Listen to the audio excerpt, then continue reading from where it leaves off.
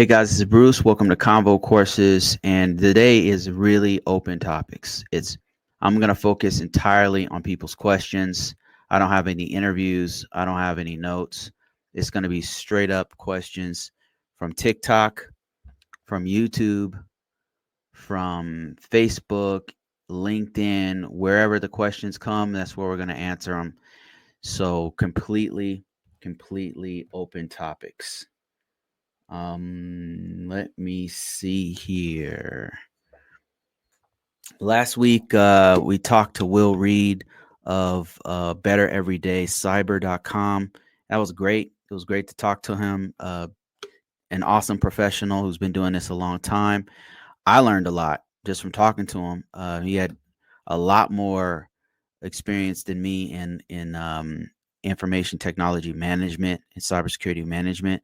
That side of the house I haven't really messed with that much. I was a manager a couple times, like in the military, supervisor, stuff like that. But I've kind of avoided that role.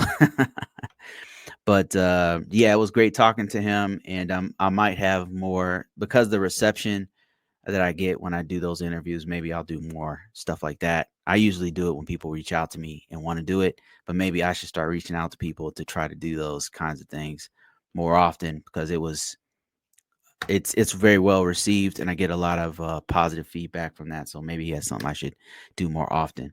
All right, let me see if there are any question. If you have any questions whatsoever, my name is Bruce. I've been doing cybersecurity, specifically GRC.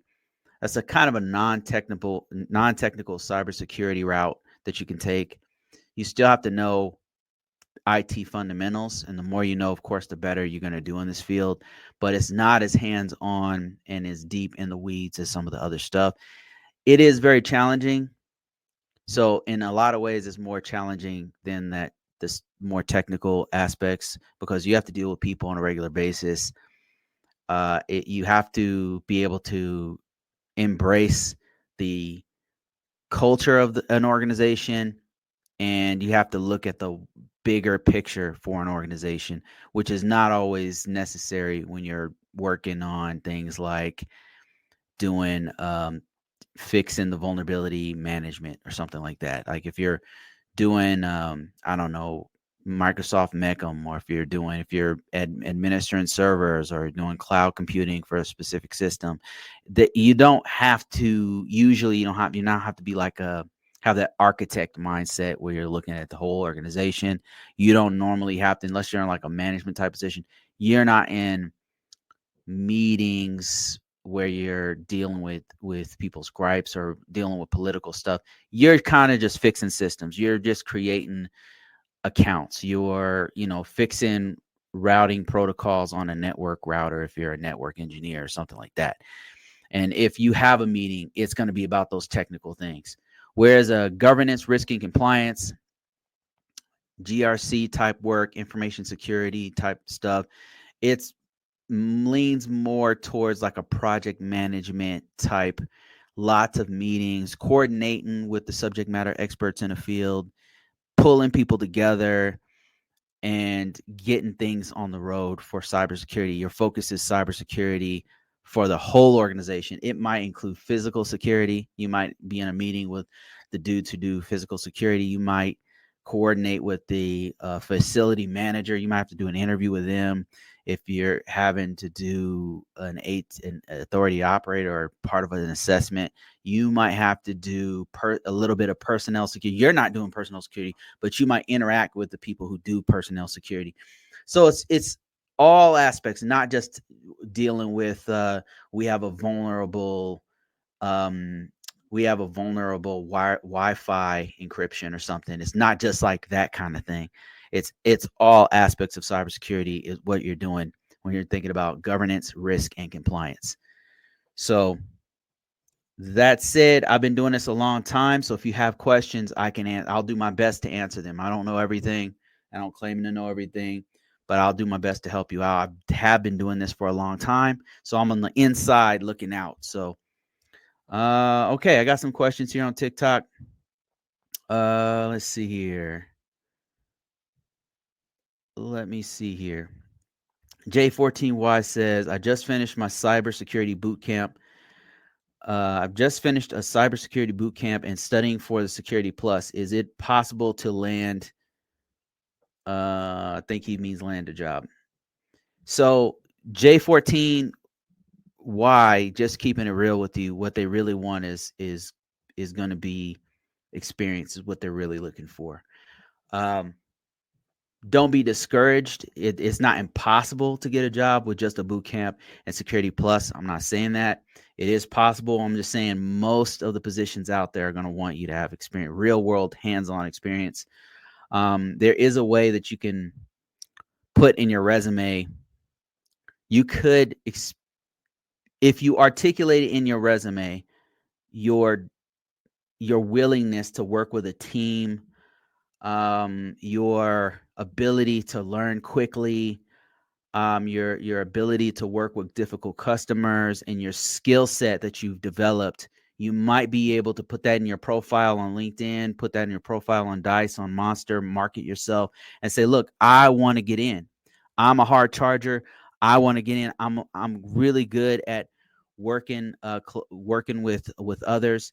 If you were able to explain that, if you can get yourself in there and explain what it is you do, you can you might be able to land yourself a position.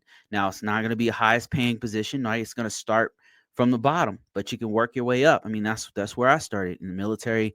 I started off doing help desk stuff, and they were just having me doing odd jobs around the comm unit. I was fixing laptops, fixing workstations. I was just doing odd jobs in the military. So you start off from there, and then you might want to look for local positions, local field tech positions, local, because if you don't have experience, there's some jobs that will take a GED with no experience. There's some, but you have to know the stuff. Like you have to know how to work on like how computers work. You have to know basic stuff, right? There's no exceptions to that rule, but you could get in if you worked it right. Look for local jobs. Don't worry about pay for now. Just get in there, get your foot in the door, work there for about 8 months, a year, something like that. Get your experience. You might even be able to level up within that organization, or do a lateral change within that organization where you go from one unit doing field tech work to more office work, doing local area networks as a junior network engineer. I don't know. Like they might be able to get you in where you level up within that organization. So um, that's what you have to do. Start off small. Focus on experience. You can still get experience right now. You got to start where you are. If you happen to be working in retail, they have an IT department. Go ask, see if you can be a part of that department. If you are working in, I don't know, the financial sector, you happen to be a bank teller, you want to be an IT guy. They have an IT department there. They have routers, they have point of sale devices, they have all this, they have equipment. You might be able to make a lateral change from wherever you happen to be and get the experience right in where you work currently. If you're a student, same thing. In high school, in college, they have units there that will allow you to come in and work. You can be a working student for some time. They have programs in high school these days and in college that you can actually make a lateral change. So it's not a question, but boot camp, it's okay. I'm not telling you not to do it, but the Security Plus is an awesome certification, but I'm just telling you, experience is king. So focus on experience. Focus on that, and that's going to help you out quite a bit. Hope that answers your question. All right, I'm having some issues here on the. Okay, all right, I got some folks on YouTube. Let's see here. It's gonna be me. That's funny. Jay Sully. He said in the process of completing my master's in information technology, audit, and cyber, then taking the CISA. Been in tech for 13 years. Oh, tech sales for 13 years. Any advice in trying to get into GRC prior to obtaining a CISA? So if you happen to be working in a field, right, wherever you happen to be, you said you're in tech sales, you might be able to get yourself into what you want to do is get some hands-on stuff with things like writing policies, security procedures. If there's anywhere in the current place you work right now where you can be a part of that, because technical writing is a really big part of GRC work. Technical writing, when I say technical, I mean like a security policy is usually something that's written towards management type people. It can't be super deep or too super technical. It can't get into super details, but you're writing to an audience, and that audience is the management, the upper level and medium level management. If you happen to be writing anything with an executive summary, keywords executive, it's going to go to a C-level, like a C-suite exec, like a CIO, CISO. Those people are going to be reading that executive summary. They're going to be, because they need something quick, right? So that's writing executive summaries, writing policies. If you can get yourself in there, that's really, really good experience that a lot of people don't get, by the way. And I'll get to the lab part in a minute. Another thing you probably would have exposure to is SOPs. SOPs for the clients that you're selling this technology to. SOPs, standard operating procedures. That's what SOP means. It's writing to an audience, a non-technical or a technical audience, in a way that is clear and concise and gets to the point. That's the kind of stuff that we do, especially in the C part of GRC. That's the compliance portion. We do a lot of writing, a lot of editing, a lot of revisions, a lot of modifications to existing documents is a lot of what we do. So if you can put that stuff into what you are, that's what you're already doing in GRC. So part of your work, what I'm saying is part of your work may already be doing GRC. You just need to be able to explain it in your resume, in your profiles on Dyson, on Monster, and on LinkedIn. By the way, you should be on all of those platforms and more. Like, you should be on at least 10 different platforms. If you're really trying to do this to get a job, then you need to put yourself on as many platforms as possible. I hope that makes sense so far. Now, as far as the technical aspects that you can get, like the skills, you want to probably develop some technical skills if you don't have any already. And that's where you go into labs and stuff. Labs you can develop in your house. You can mess around on your own network in your house. You can put a firewall, start messing with those. You want to just get exposure to the actual hands-on portion of basic information technology fundamentals. You want to start learning that kind of stuff. So you're on the right track. Just start to look at all the writing you've done. I know in sales, you might have had exposure to the writing portion. So that's one piece that you can put in there. I'm trying to think of any other things. GRC also, like, you're not going to be, as a sales rep, you're not going to be afraid to talk to people. So that part, you got that in the bag. Like, your communication skills should be second to none. The technical part is probably where you're going to have to dig deep and start doing some work on your own to sharpen up your skills. So that would be my suggestion, is to look at what you already have is your writing skills, put that in your resume, learn some frameworks, any frameworks that you're exposed to currently, from a framework or a standard. What I mean by that is, I'll give you a few examples, and one of these you might be familiar with. One's called CIS, and they got hundreds of these, so I'm just going to name like the top ones. A CIS V8. You've got NIST 800 series risk management framework. You've got NIST cybersecurity framework. They've got version 1 and 2. You've got PCI DSS, which does card readers and things like that. Sarbanes-Oxley for the financial sector. You've got HIPAA, which is for healthcare organizations. You've got FERPA. I don't remember what FERPA stands for, but it's a standard for education. You've got so many different frameworks. So many different ones, but if you know any of those, or if you can get deeper on those, that's another area where you can like really excel, where other people will leave that off their resume. And if they want to be GRC, but they don't know those frameworks and standards that people want. Another one I mentioned was ISO 27001, which is an international standard. And if you're from another country, there's every country from Kenya to Uzbekistan. They all have some sort of standard that you could be familiar, that you can be like, if you're in Japan, they have their own. Every country has their own. The US, off the top of my head, has something called FISMA. You've got OMB 130. You've got these are regulations that were written by legislation to say all government systems will do X, Y, and Z. And so Japan has one, China has one, Australia, all countries have something like that. Okay, let's see here. And then you said, thanks, great information. I talk to C-level execs all day. I sell them technology. I'll add that information to my resume as far as tech writing, etc. Yeah, absolutely. That's where you want to go, Sully. Let me see. I got some other stuff. Let me swoop over here to TikTok real quick. See if I have any questions. It's all questions all day, guys. I'm just going to do just straight up questions. No interviews, no teaching, just straight up questions. And just so you guys know, I've got something coming down the pipe. Just keep following me. If you're interested in knowing more and going deeper, I've got a lot of stuff just coming around the corner. I'm investing time, money, and energy into these other projects I'm going to be introducing to you guys as soon as I get further down the pipe.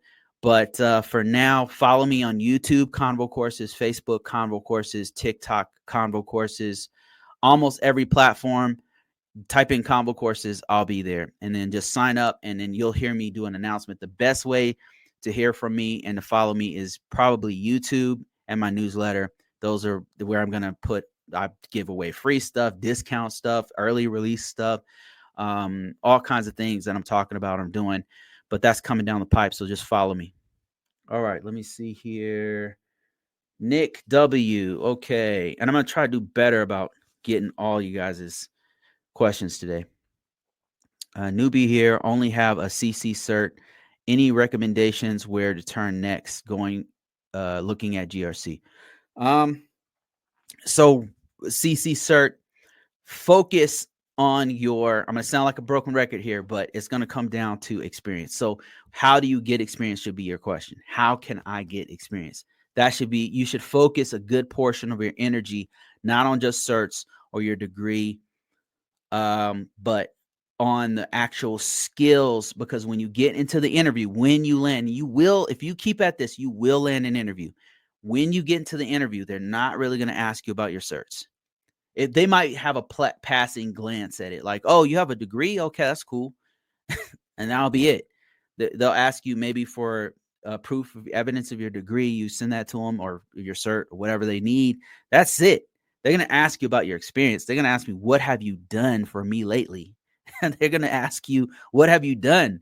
And that's where you need to shine. You need to focus a good portion of your energy for your career path into what have you done in this industry.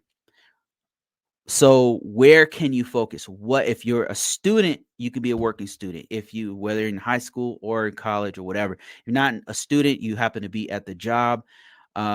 You can do a lab. Maybe your job has nothing to do with IT, but you want to be in IT. Do a lab, create a lab. That's something you could talk about in the interview. Like, yeah, I set up a Palo Alto firewall in my house. Like, I'm skilled at it. I haven't done it in the active environment, but I know how to do rule sets. I know how to configure it. I know how to back it up. I know how to do Cisco routers, Juniper routers. I know how to do that stuff. And you be able to explain that in the interview when you land it. Get the hands-on experience. Create a lab in your house. Try to do a lateral change at your job. Offer work for free. Come in after work. If you know the IT department, come in during your lunch hour or before work, and go talk to them. If you really want this, I'm telling you exactly how to do it. Focus some of the energy that you put towards these boot camps, and some of the time, money, and energy that you're giving to these certification programs and to the boot camps and all that kind of stuff, and focus it on getting technical skills, whether it's creating a lab or trying to get in the position yourself to go work with the IT department. Rob, borrow, beg, and steal to get experience, because that's the most important thing. I'm telling you, if you work at a job, retail, and you are a teacher or something like that, and has nothing to do with IT, man, come in early and work with find out who the IT department is, find out their hours, and then go knock on their door and be like, I want to learn IT. What can I do to come work with you guys? What time can I come in? What time late? Because that's money.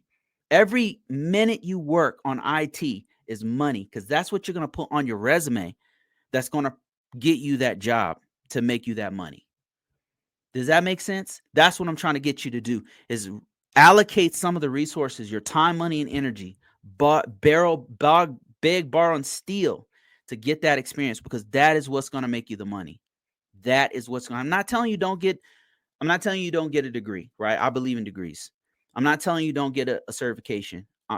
I'm all certed up, but all I'm telling you is allocate a good portion of your energy and time and money and resources to getting the actual experience, because that's going to be the most important thing. Creating labs, projects, if you happen to be in school, doing freelance work for people, make a business and start beg, borrow, and steal. I'm telling you, make a business. Like, you can do a sole proprietor and then start doing business, do your own business where you set up. If you know how to do, remove malware or something, like do that. Put that on that could be on your resume. That's not lying. That's what you did, right? You have a sole proprietorship. You were the CEO of it, or you are the, you were a freelancer. You removed malware. You created Wi-Fi networks for people, whatever. That's one thing. You make a lab in your house and start learning how to do Splunk or scanning, Tenable, whatever. Spend some money and time on yourself. Invest in yourself to get that experience. Okay. I hope that it helps you out. Is GRC entry level? I would not call a GRC position entry level. There are entry level positions in GRC. All right. As a whole, it's kind of a specialization, because there's things you have to know when you come in. I interviewed Chris from Tech Woke, and he said something that was really enlightening to me, because he just came right into GRC. But when he explains his background, this guy he's not like, he put in some work before he did it. So number one, he had a master's degree. I mean, right off jump, he has a master's degree. Not everybody has that, right? That's like what, 2% of the population have a master's degree. He has a master's degree. And then he worked for a while in doing security, physical security, to get a clearance. And he's in DMV area. I mean, all of these things put together set him up for success. So then he went into GRC. You see what I'm saying? So he didn't just come straight out of some other career field, right? And then come straight into GRC. And I don't know too many people who have. I can't even think off the top of my head of many people, unless they were project managers. I've heard of project managers doing it. I've heard of managers doing it. I've heard of, normally GRC people come from another field, like they come from IT background. Help desk people can come easily. If you're a help desk person with a year, you could do it. I could tell you how to do it. If you are a network engineer, if you tech sales, my man here is talking about tech sales, he could do it. There's just certain things that they're looking for. But if you know the jargon, if you know IT, if you know the basics of IT, that's really a fan. So as a whole, I would not call governance, risk, and compliance an entry-level position. Are there entry-level positions in it? Yes, I know that's confusing, but let me explain. G stands for governance. That's like your management position. That's project managers, program managers, C-level execs. How many managers coming in off of nowhere? Like entry level, meaning I have less than a year of experience and I'm coming directly into this job.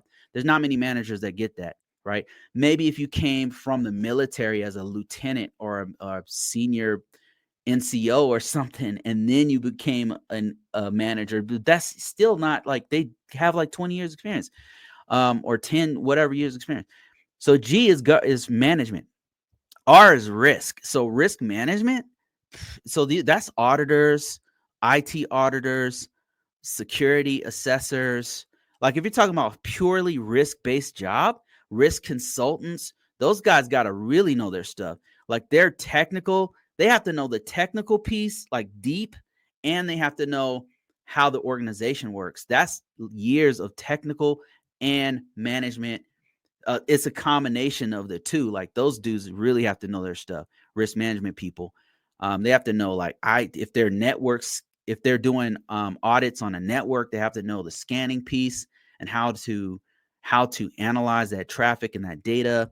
If you're doing documentation, you got to know risk management framework or PCI DSS, or you have to know the framework real deep. And then the C stands for compliance. Now, compliance is one where I've seen some pretty fresh faces get in there. Like I've seen some pretty new people who weren't very technical at all do compliance. But even them, sometimes they had like a military background. Sometimes they had like they're coming in from college where they had a degree, a graduate degree in like information assurance. There's always something that the organization had to work with. So as a whole, GRC is not normally entry level. Is it possible to get in there? Sure. Yeah, it is. And when I say there are entry level positions, there's junior compliance officers. There's junior positions for risk management, but they're expecting you to come in and know some stuff. So let me see. I really need a mentor, please. So if you want a mentor, I know that Will Reed at, I hope you got a pen ready. Will Reed, I talked to him last week. He's doing coaching right now. And he's at bettereverydaycyber.com. And he's doing coaching right now. So he's one of the only ones who I know, like that I've talked to, that guy knows what he's talking about, that I would say, yeah, go talk to that guy. I don't really have time right now. I'm too busy with personal life stuff. I'm trying to do something more, but it's not going to be, I'm not in a place where I can do coaching or mentorships or any of that kind of stuff.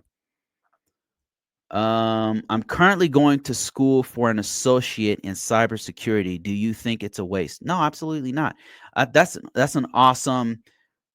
I think that's really great. Like if you have the time, money, and resources, in my humble opinion, right? Some of my peers would disagree with me, but in my humble opinion, if you have the time, money, and energy, if you have the resources to go to college, that degree is going to help you out. The degree is very competitive. It can help you get your foot in the door. And the networking you can do, both technical networking and meeting people. I remember one of the real important questions that Larry asked last week was that how important is it that you network with others, like meeting people, coordinating with people, chit-chatting and talking? It's important because in college will give you that. College that gives you a whole bunch of opportunities. Now you got to take advantage of it, but they have working student programs where when you get out, you have experience. They have projects that you can do. Those projects you do, whether it's building a network or hacking into a network in your project, whatever happens to be, that stuff you can put on your resume. All right. That's experience. That's the type of experience I'm talking about, like hands-on experience where you did some stuff. You could work for the school. They have working student programs. One of my long time followers on here, friend of mine, goes way back to my other websites. This dude is a working student. He's about to graduate and have like 5 years of experience. That dude's going to get paid. So it's not a waste of time at all, but use the resources. Don't do it just to get the piece of paper. And before you get that piece of paper, don't wait. Start right now to get your experience. It's an awesome opportunity if you take advantage of all the things that they have in school. These days, even in high school, one of my kids had a program where they give you an A+. They teach you how to get an A+, CompTIA A+ certification while you're in school. And then they had a working student program. I'm like, damn, that right there is incredible. Then they had like programming clubs and all kinds of stuff in high school, where you get out of high school and you can land yourself a job. Actually, one of my friend's kids, he got out of high school and was making like $55,000 a year because he was an IT guy in California. That's not that much money in California, but I mean that's better, more than most people make. Let me see. Another question here. Kennedy says, did I skip some people? Hold on, Kennedy. Let me see if I think I skipped some people here. Just give me a second here. Sorry. Go back. Yeah, okay, I skipped some people. I apologize. Chan says, hey, Bruce, what is better, the CASP Plus or the CISA? To to eventually go Gov, GS 12, 1213 policy planning role. Experience is 2 years of technical support and starting position GS 9 to 11, a net sys admin on Gov side. I would say off the top of my head, I would argue that the CIS, damn,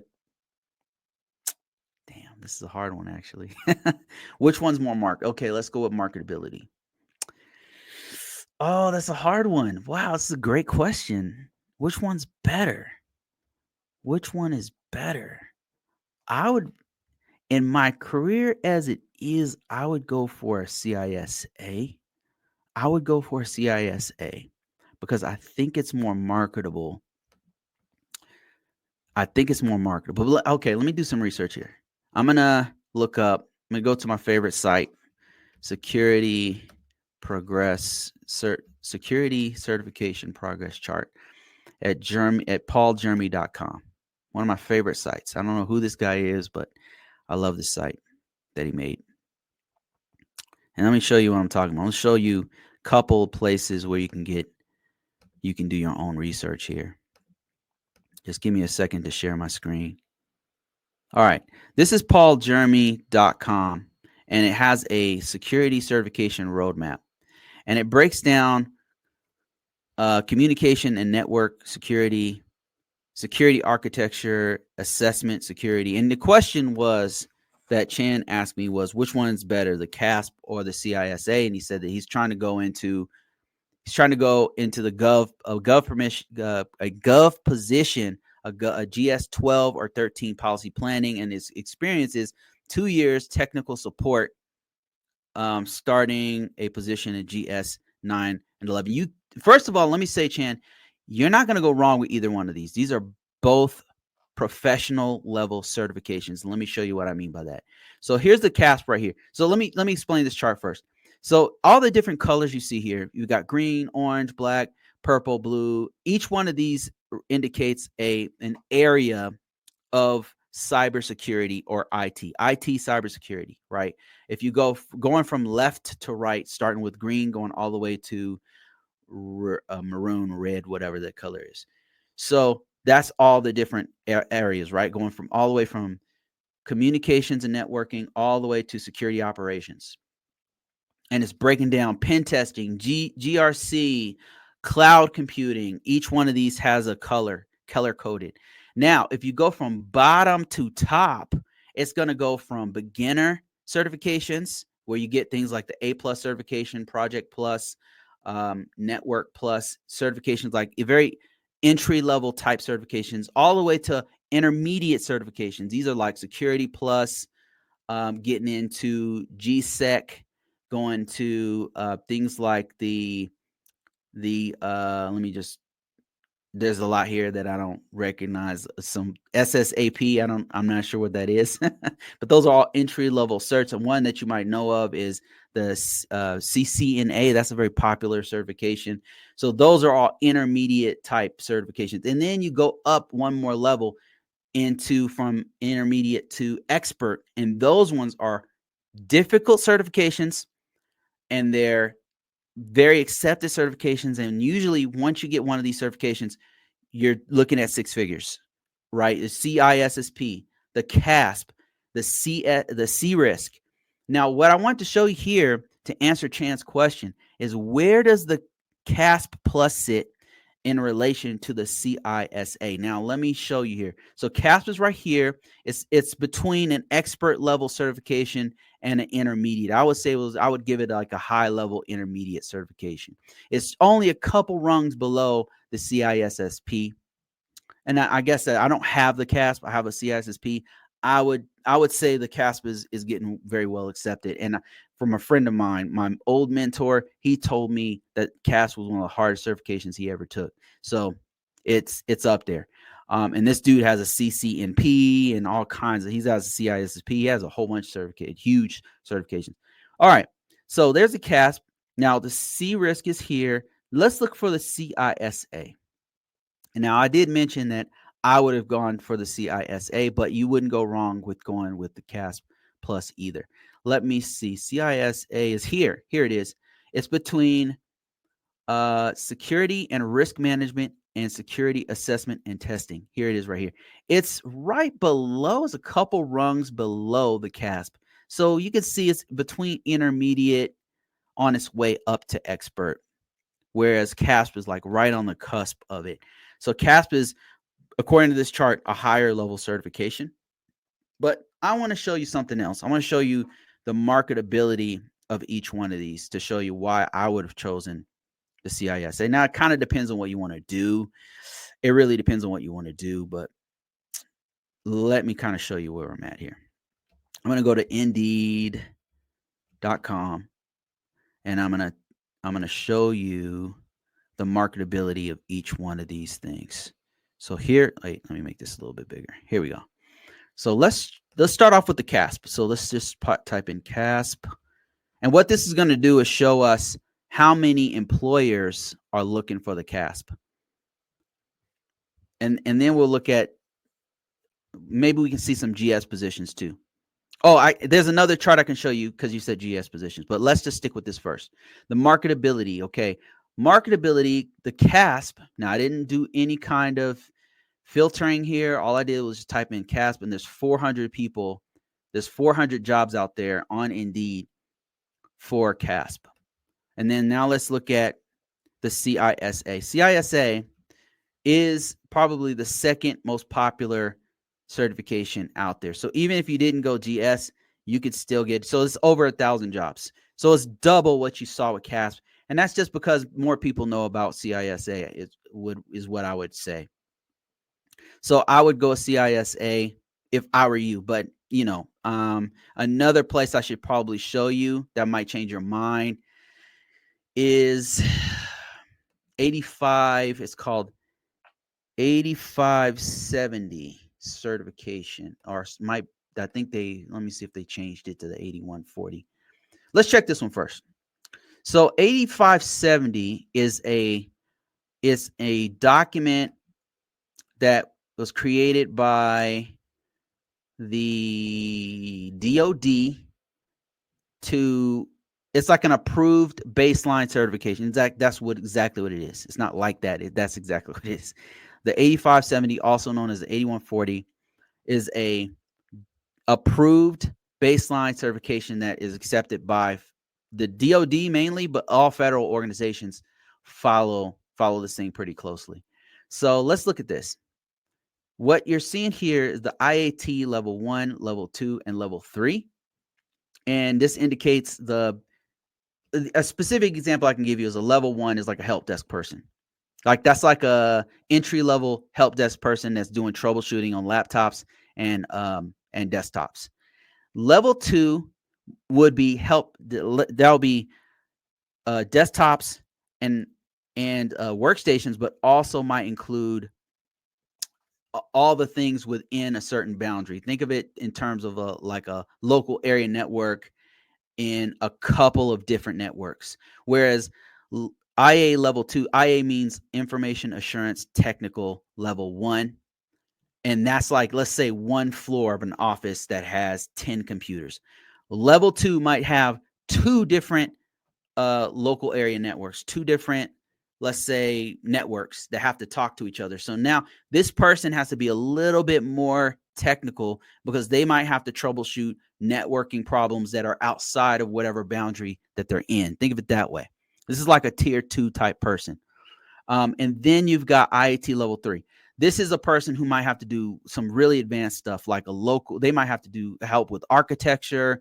They might have to work with the actual baseline configuration, like figuring out what's going to go on the network and what is not allowed to go on the network. And then they might have offices, not only 2 or 3 networks, but like maybe an entire enterprise. But look at the actual certifications. Now in IA level 1, you've got A+, CCNA security, which I don't know why that's that's really hard certification. So I don't know why that's here. And actually this might've been replaced, but I'm not sure. Network Plus, SSCP, and then level 2, IAT level 2 has CCNA security, CYSA, GICSP, Security Plus again, and then we've got level 3 CASP, and CISA is in both of those in level 3. Now, if you go down to this next level, you have managers. IAM means Information Assurance Managers. You got level 1. That's like a supervisor on that same local area network we talk about. Level 2, that's like a manager who's on 2 or 3 different networks. And then a level 3, this is like a high level type manager is managing the managers. So just to give you an idea of like the scope of what we're talking about. So in the first level, you got CASP, you have a Security Plus again. So you can see the Security Plus is very valuable, right? Already, right? If you have a Security Plus, you're already IAT level 2, and you're already at IAM level 1. So CISSP starts appearing here. CISSP also appeared in level 3 over here. But CISM appears here. And then when you get up here for the management, you got CISM and CISSP once again. You might want to consider CISSP. CISSP is all over this thing. Then you got the IASAE, and I think this is like architecture. I don't remember what this all stands for, but this is like architecture people, I believe. And you've got CASP on every single one of these. And then CISSP on level 3. And CISA, I think, appears again, down here on the auditors, because it's an auditing type certification.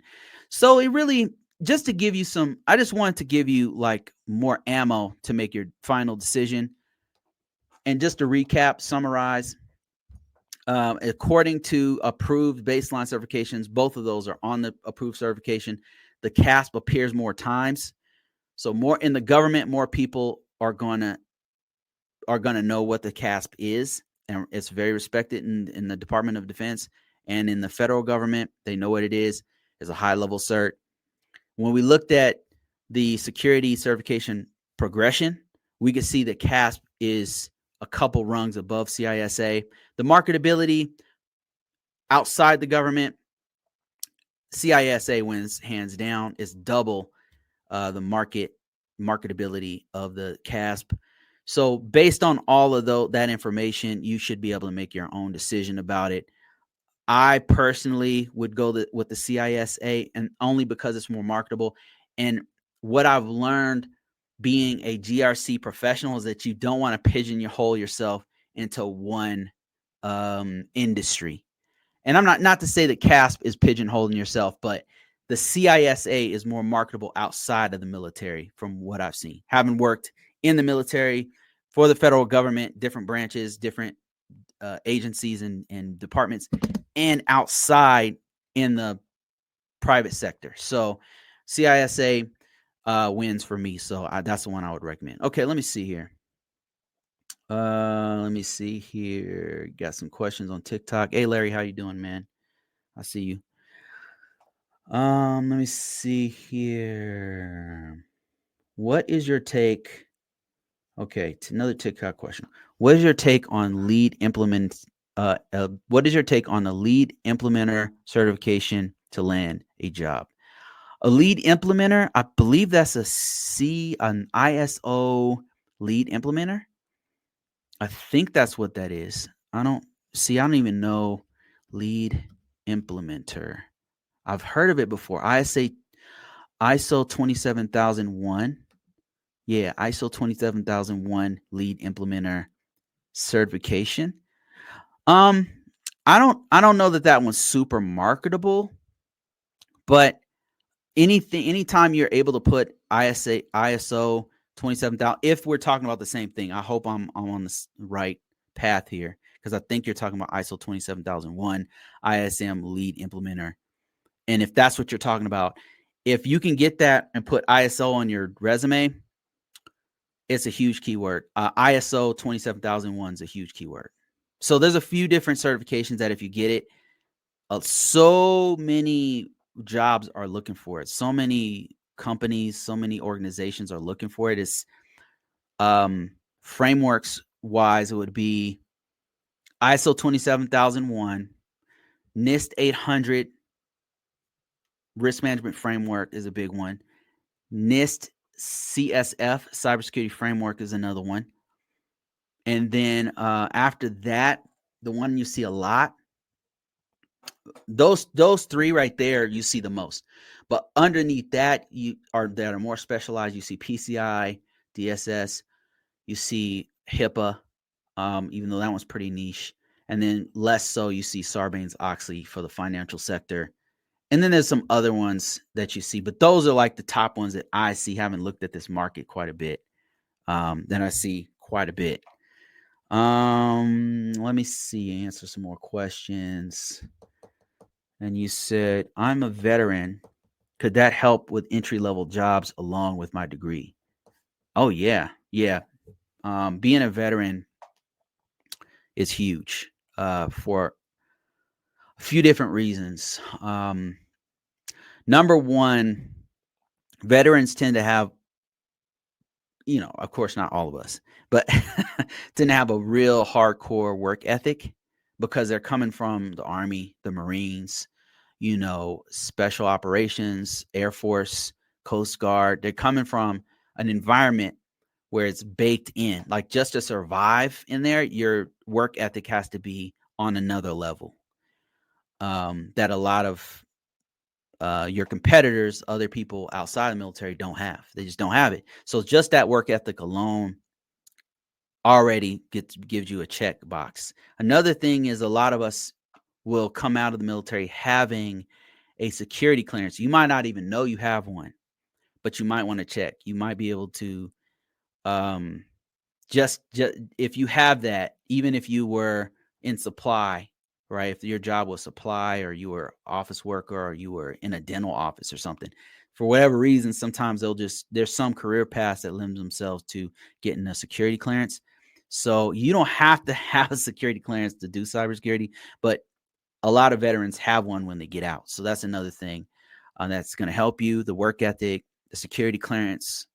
What else? Another thing is all your training, especially if your training is in a line with IT. That's going to help you. So you got to make sure you put out this stuff on your resume. A lot of us veterans, either we put it on our resume and it's in Navy speak, or it's in Marine speak, or Air Force speak, or whatever, that nobody knows except other Air Force, Marines, or whatever people.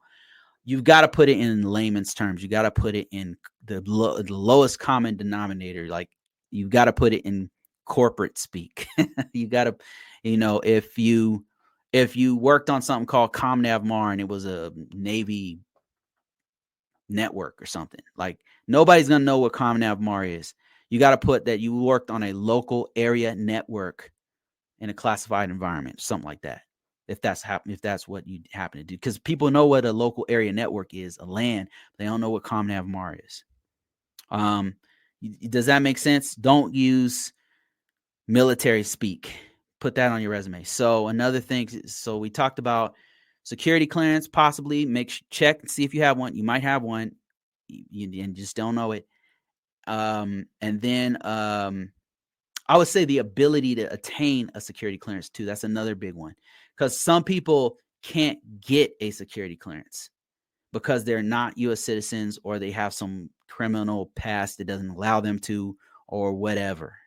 So being in the military, especially if you didn't get a bad conduct discharge, like that dude who shot Massey in the face, that's bad news. If you got a bad conduct discharge, that means you did some bad shit in the military, very bad, because they don't just kick people out. Like, it's got to be a good reason, and usually it's compounded. Like, these guys get kicked out. No offense if you've been kicked out, but normally, unless they came after you and they just didn't like you or whatever, and that does happen, they usually have a rap sheet. I know, because I had troops that were on the track and they did a lot of stuff, man. And there was nothing it's behavioral problems. Like, there's nothing I can do for them. It was like violence, or they just didn't want to do stuff, or they were whatever, So if you are in the military, another thing is your training. Like, you get a lot of training if it's in the line with what you're going to do on the outside. That's another thing. So there's a lot of different reasons that you can get a job being a veteran. So that will help you for entry level. but you still need to do the work. You still need to know basic IT fundamentals and things like that. So that doesn't exempt you from knowing stuff or doing the work. Experience still matters too. Kennedy said, "Would you let a security clearance expire? I'm debating on whether not I should go private or gov, and I've been told that gov work is for those wanting to slow down and retire. Thoughts?" So, Kenny, this is a great question that I can answer because I was in that decision a few years back where I'd been using my certification to get that extra cash and to get that stability, and I no longer have a security clearance that's active. And just to give you background, I'm from the Air Force, and I did 8 years. I was a security forces member, as a military police officer, and then I cross trained, meaning I've changed jobs. I made a lateral change to be in computers, where I did help desk, all this kind of was working with classified networks, unclassified networks, all kinds of stuff. So I had to have a security clearance to work on those classified networks. When I got out, I still had a clearance, and I didn't realize how valuable it was at the time. This is a long time ago. So got out, and lo and behold, a lot of jobs were like, "Do you have a clearance? Oh, is it active?" And they're like, "Okay, come on." They would fly me to another state to do an interview. That's how bad. That's how, just having a clearance was huge. And it came up. I had that clearance for. I just whenever I would go to another job, I would keep that active clearance. I would go to another job that would renew my clearance or keep my clearance active. Because the thing is, I think certain clearances, the way it works is they expire after a certain amount of years. Like, let's say you have a secret clearance and it expires after X amount of years. And if you have a TS, it expires after 2 years, whatever it is. I don't know what the number is. But if you go to another job, there's a whole office in the background that will redo your investigation to keep it active. So you go to another job and keep it active. So that's what me and Kennedy are talking about. So I did that when I got out of the military. I kept it active. I would go to another clearance job. I would get offers job that had no clearance, but I knew it was going to happen. They weren't going to be able to renew my clearance, and then it would no longer be active, right? So I would go to another job that had a clearance. It was very strategic, and plus those paid more anyway. I came to a crossroads. When did that happen? I came to a crossroads because I got a really good offer. It was the first time I had an offer that was competitive to the federal government. And the pay was better. The company was good. It's called Ball Aerospace. I no longer work there, but it was a great company. Like, it was one of the better companies I worked for. I can say, right? And they hired me on as a subcontractor, and I didn't need a clearance. I wasn't working on their classified environments. The job that they had didn't require it. And they were on the fence about renewing it. But at that point, I started getting more offers for non-clearance jobs. And let me see what happened. I went to NASA after that. And then what did I do after? There was a huge jump I made to Verizon. That's when it happened. Then I went to Verizon, and they don't have clearance jobs at the place I worked. The portion of Verizon I worked, it was like a cybersecurity department. Not many people know about, but they do like cybersecurity risk assessments and stuff for B2B business, other businesses. They're doing these for. And they don't have a classified environment at the time. Maybe they do now. I don't know. But they didn't have a clearance. They didn't need one. So I knew it was going to expire, and had to make a decision. And I just remember thinking to myself, like, how am I going to do this? And their offer was so good. The benefits were so good. Everything was so good that for the first time, I really was like, okay, I'm not going to keep this clearance anymore. And I might just go 100% private sector. And I worked with them for a few years. and got other offers and stuff that were as good. It opened me up to a whole nother world outside of clearance. And it made me realize you don't need a clearance to make money. It was the first time the Ball Aerospace job opened my eyes because it was a great company, great culture at the time. It was like the people that was working there were cool. I was like, damn, this is only things they want me to move somewhere else. And I was like, I can't do it, you know.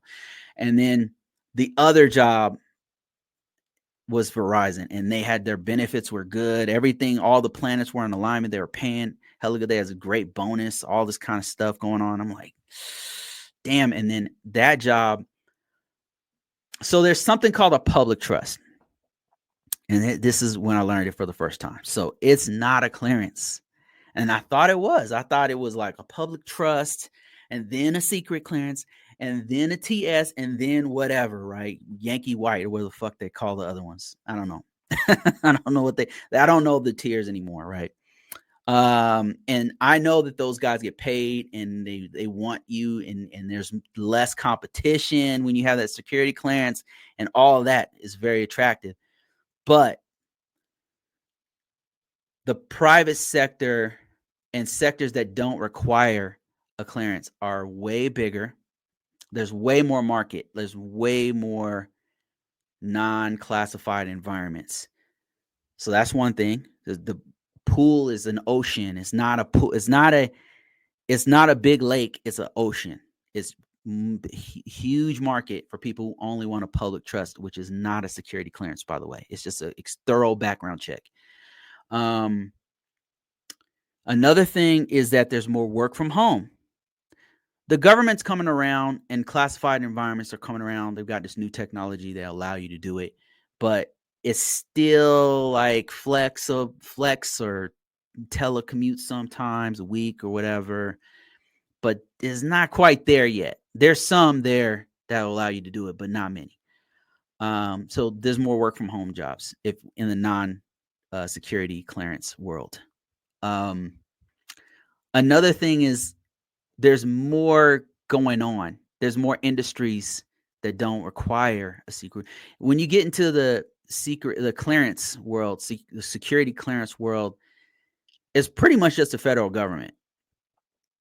You got different branches of the military. You got the intel world. You got different parts of the federal government, whatever. And it's pretty big, but there's an even bigger pool that's in the federal government that only needs a public trust. So when my eyes were open to how they pay good, there's a lot of jobs, and I learned how to market for them. And that's the biggest thing.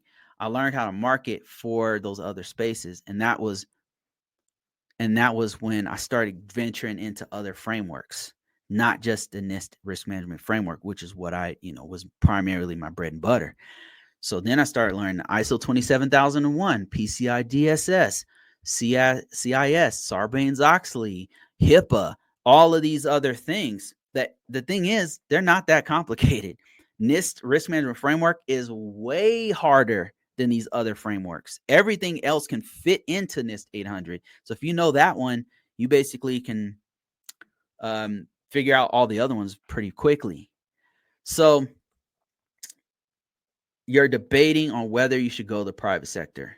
I can just give you a little bit of data to guide your decision.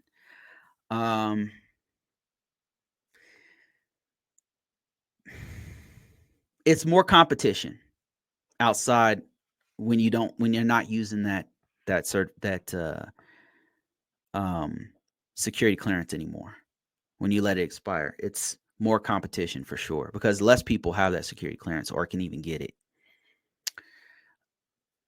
Even though there's more competition, there's more jobs available. So it forces you to look at everything rather than just those jobs. So I think there's more opportunities outside of the security clearance world than inside. That's been my experience.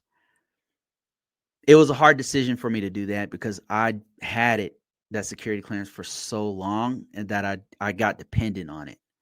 Now, if you want to stay in the GS world and you mentioned something about slow down and retire, then yeah, hands down the best that I've seen, the best benefits are going to be GS. GS lets you have I don't know, a month or more off a year. That's really hard to find on the outside of the GS world. If their what do you call it? Their medical benefits, dental benefits are second to none. You do have some good benefits in the private sector, but if you don't have a job, if you're in between jobs, God forbid something happens, because you might go bankrupt. A lot of people go bankrupt in between. So there's some pluses and minuses to it. It depends on what you want to do. I was trying to get away from the federal government. I mean, lo and behold, I still work for them, but it depends on what you want to do. It really depends on what you want to do. But there is a life outside of the secret clearance world, security clearance world, I should say. Hope that gives you a little bit more to go on. I was in that same route, so I know what you're feeling right now. It's had a lot of anxiety letting that thing expire. Just here to show my support. Love how passionate you are. Oh, thanks a lot, Hunter. I appreciate you, man. Let me see. Going back to TikTok, and Kirko says, Bruce, do you think operating systems architecture courses gives you a leg up in general knowledge? Yeah, I would say so. Are you taking that in college or something?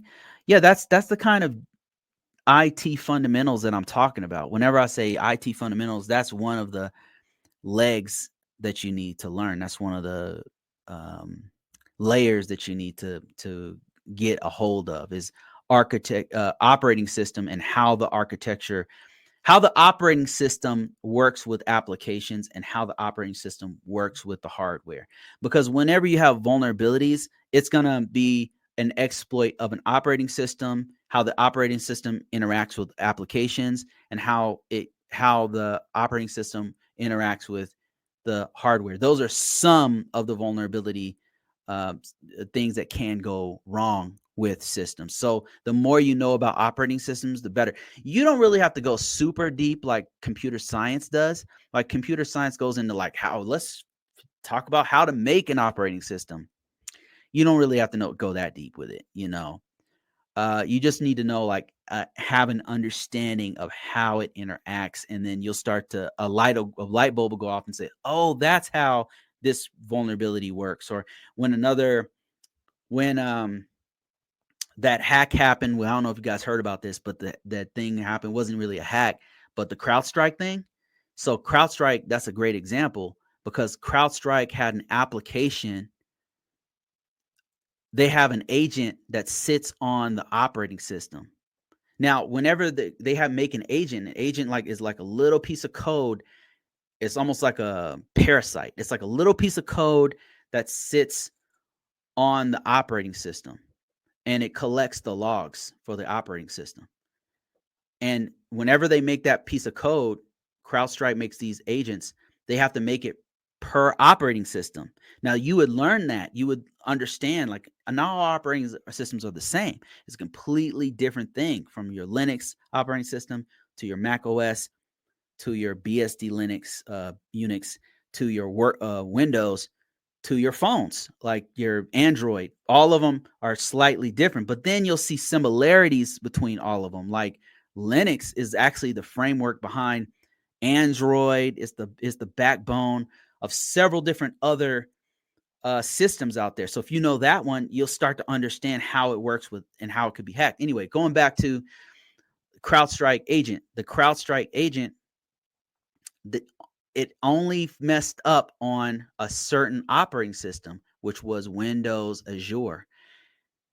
That one took out Windows Azure. And it just so happens that that's one of the most popular business operating systems that's being used right now. And so you would understand, like, having gone through this course of operating system and architecture, you'd be like, oh, okay, that's what happened. I get it. You know, so that's a good one to get into. And then somebody else says, knowing OS architecture is critical. Yeah, okay. Kingston 83. A lot of cyber is protecting data in flow or stationary. Yes. It means data at rest and data in transit is being protected, and the operating system has a lot to do with that.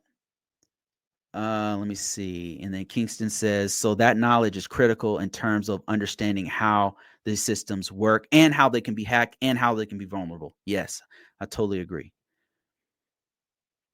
Okay. Raba 433 says, is Security Plus better than boot camp? I'm not a big proponent of boot camps. I'm thinking listen, there's some good ones out there. I've been to a few boot camps.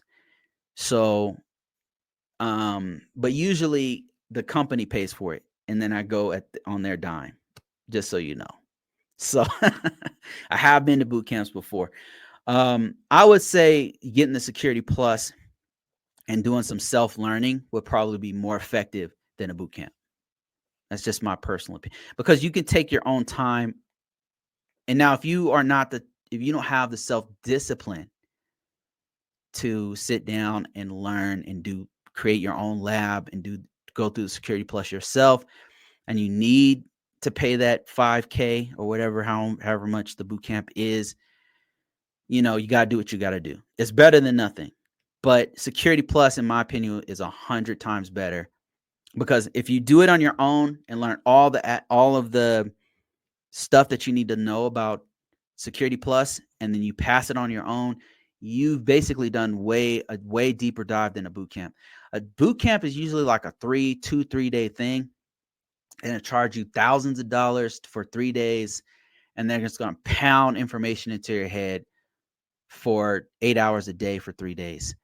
And I think most people can't learn that way.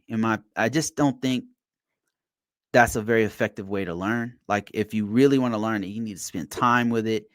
You need to do a bunch of labs on your own. You need to read some stuff. You need to take your time. Most people's human brain can't absorb that much information that quickly. So, and then boot camps, another thing is like, that's not very effective on your resume. Security Plus, though, if you earn that Security Plus, all the stuff in that book, you pass the certification, you're validating what you know with the certification. And that's very, very marketable to put on your resume or on your profile on LinkedIn or Dice or Monster or wherever you put your stuff. Just my own opinion. I'm just some guy, Let me see. Let me see here.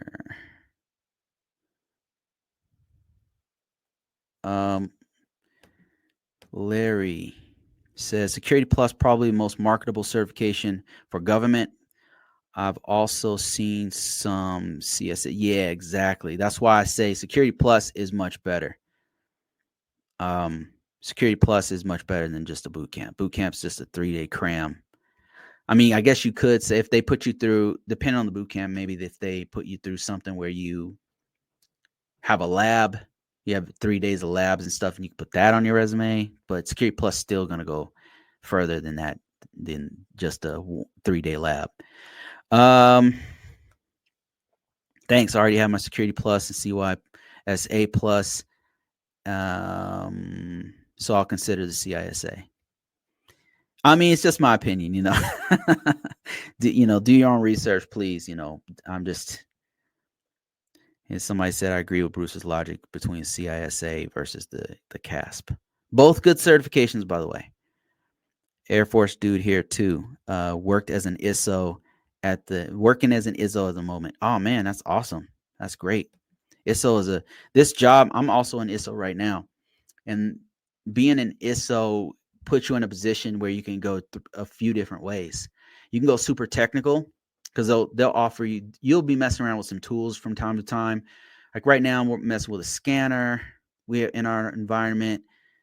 So I've got to do some like network, some vulnerability and analysis stuff. And then we've got access to different seams and other different back end technologies that we have to know. So you can go super technical with it if you want, or you can go the management side, where you're managing other ISOs or doing some sort of management within the environment, or you can even go the assessment side. If you know the frameworks and the security controls well enough, you can go that route. So there's like, it's a real good way to pivot from one place to another within GRC. And somebody said over on TikTok, what is GRC? So GRC, it means governance, risk, and compliance. So governance means management. How do we manage our organization's information technology and the assets?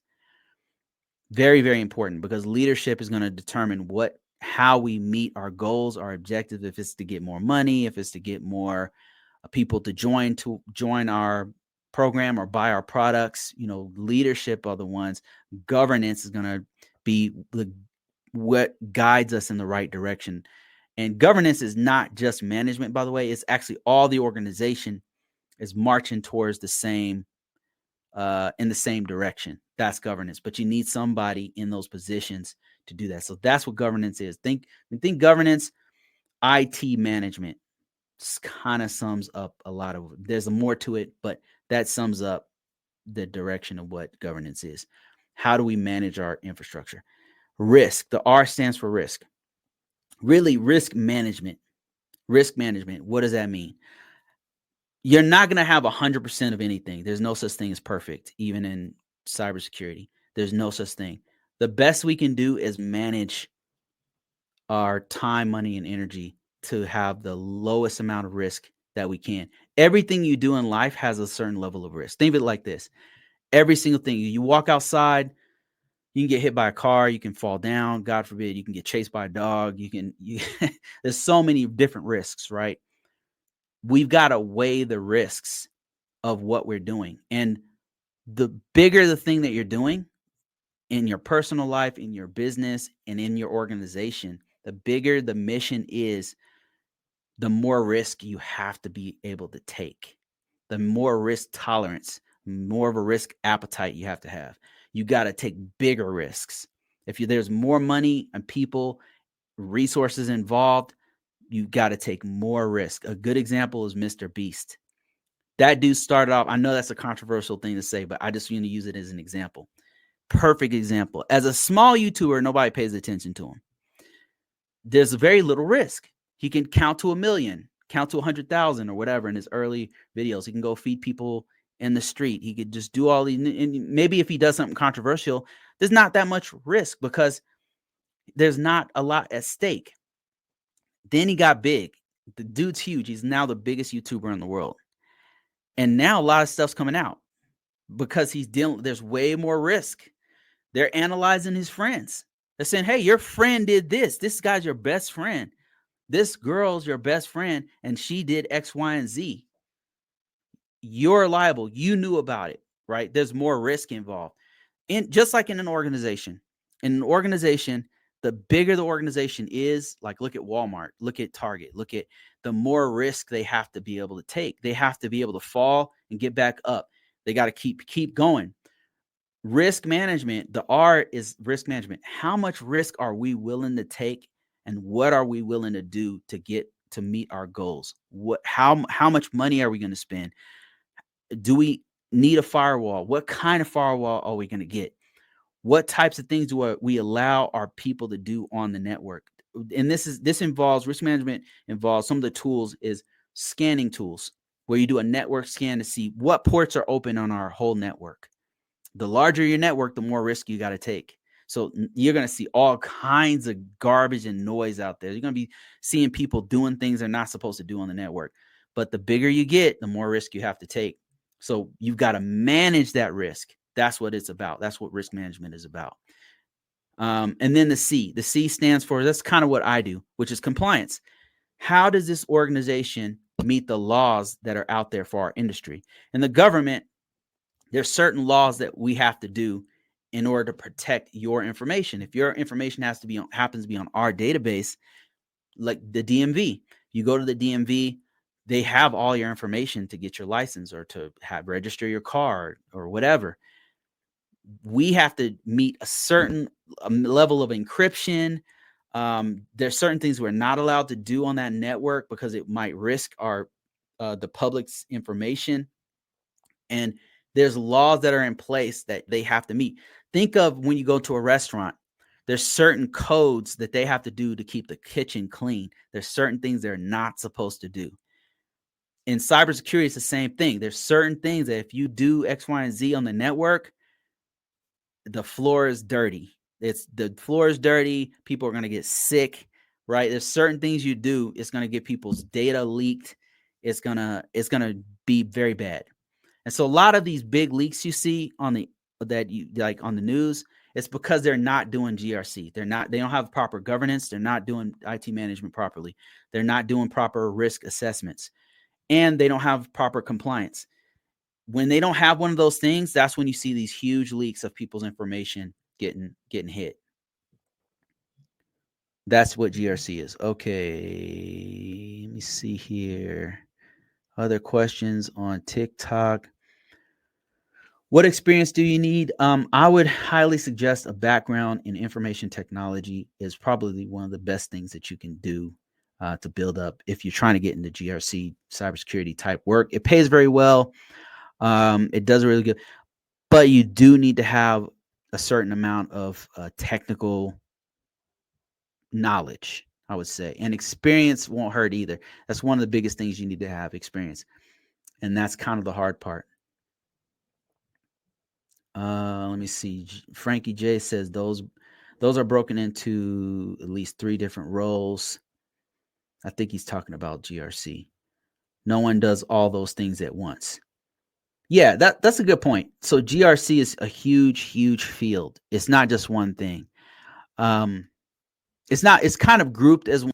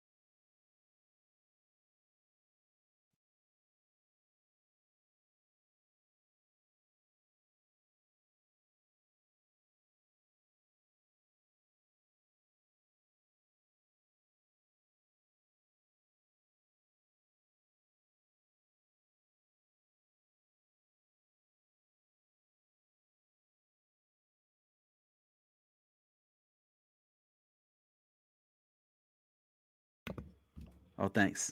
Thanks. Can you guys hear me now? Sorry about that. Thanks. Thanks, Charm. Wife just ran down and said I think I accidentally hit the mute button. Okay, so I don't know how much you guys heard, but I will say no audio, no audio, no audio. How many? Okay, that was like 3 minutes ago. I apologize for that. I need to speed this bad boy up. Okay, I'm gonna speed this thing up. I apologize for that. I accidentally hit the mute button. Okay, Larry, thank you for that $20, man. I appreciate it. He says, I appreciate your content as always. When's the next book project dropping? Do you have any suggestions lined up for the future of the podcast? Last week's show knowledge was a knowledge bomb. A must watch, 100%. Thank you, Larry. I appreciate. Thanks for always watching, man. Yeah, so I've got a couple things I'm doing in the back end. I've got another book. It's going to be Cybersecurity Fundamentals, Governance, Risk, and Compliance. So I'm going to break down everything I've been talking about so that you as a GRC professional can know like what GRC is and what you really need to know. What frameworks line up with the governance, what frameworks line up with risk, and what frameworks line up with compliance. How all of this stuff works together. And my hope is that when I'm talking to project managers, IT professionals who are asking me these questions, you're on the right path. You're asking the right questions. I want you to understand. I want you to understand the bigger picture. There's a blue ocean out there for you, waiting for you. And if you understand the layout of it, it's going to open you up to way more opportunities. And so that's what this next book is about. That's one of the ones that I'm working on. In addition to that, I'm thinking about making one into a workbook and one that you can get off Amazon, and then tying that into a course. And I'm also working on a place that we can all talk together so that we can talk throughout the week together. So those are the things I'm working on in the background. Thanks, Larry, for asking that. Appreciate it. There's a lot more to come for sure. And it's because you guys are your support. I really appreciate it, and that's telling me that this is working. That's telling me that there's a need for this, and that's why I'm continuing to do more and more and try to provide more and more and kind of level up a little bit on all this stuff. All right, King Camp on TikTok says, "Is CompTIA the only place I can take courses? They're pretty pricey. You've got different courses. Oh, you mean the courses for the CompTIA certifications? I'm trying to understand what is CompTIA the only place you can take courses that are really pricey? No. Okay, so let's say you were trying to take the Security Plus. Let me show you a couple places. I want to show you live. Let's say you wanted to go CompTIA.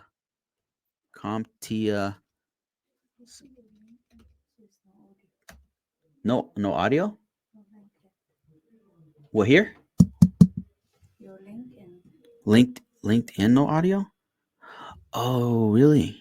Okay. Okay, sorry about that, guys. I'm not sure what's going on with LinkedIn. I'm gonna have to continue. Can you guys hear me before I go any further? Thumbs up if you guys can hear me. Hearts if you guys can hear me. Can you hear me? Can you hear me? Okay, let me pause for a second, make sure you guys can hear me. Can you guys hear me? Yes? Hearts? Okay, good. Thanks. I'll continue this as soon as I know. How about YouTube? Can you guys hear me? Can you guys hear me? Is this thing on? On YouTube, we can hear you. Okay. Maybe just on LinkedIn, can't hear me. I'm not sure. I got to continue though. Okay. All right. TikTok can hear me. LinkedIn can hear me. Thank you guys so much. All right. All right. So the question was, is CompTIA the only place I can take courses? They're pretty pricey. All right.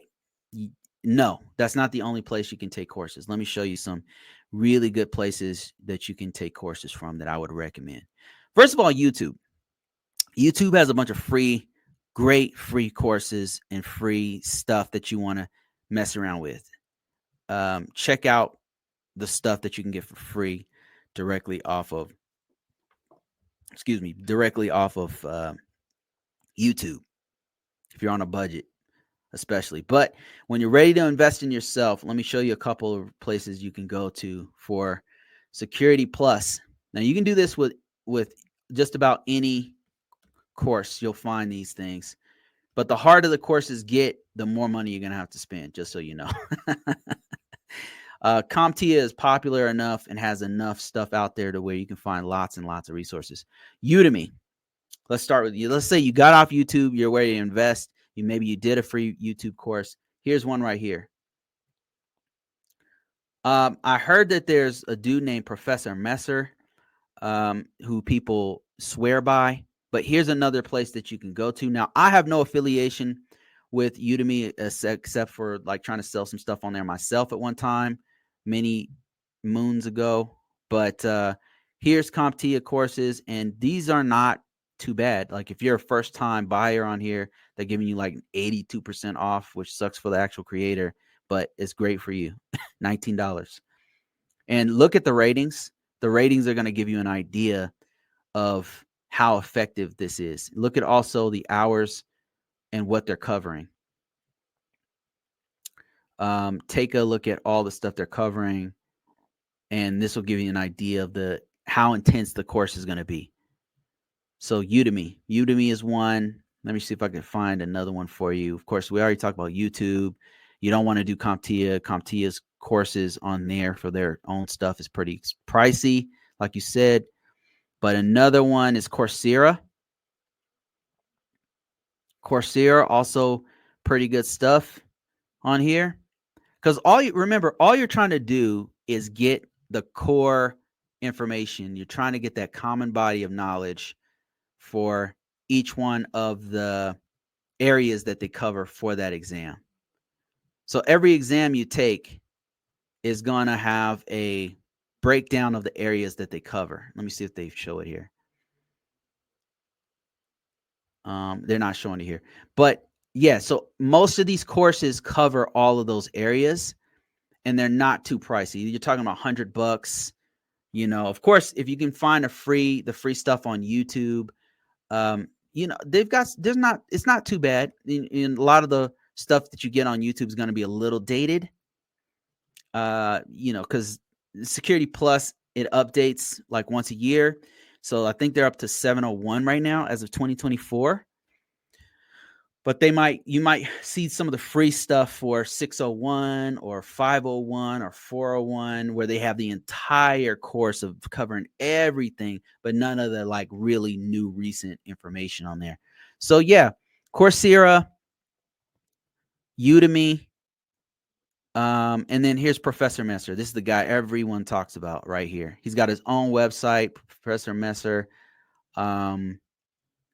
This dude people swear by, but here's more stuff that is breaking down the concepts of Security Plus right here on Professor Messer's website. So those are 3 places you can get it for a pretty reasonable price. And I would also recommend you actually break open a book, buy a physical copy of the book, or if it's better for you to do it on an ebook, get that and then start taking notes on the book.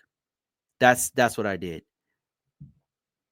So those are a few. And you guys let me know in the comments if you guys have any suggestions that you would recommend. Tell these guys what, let's support each other and tell them like where to go to get these courses if they happen to be listening right now. And I'm seeing some people mention Professor Messer right here. And Professor Messer is too dry and slow.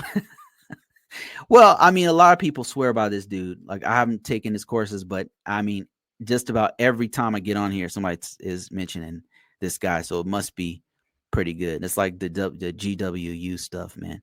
Everybody's talking about it. All right, let me see here. I can't see your screen. Yeah, I don't share the screen on TikTok.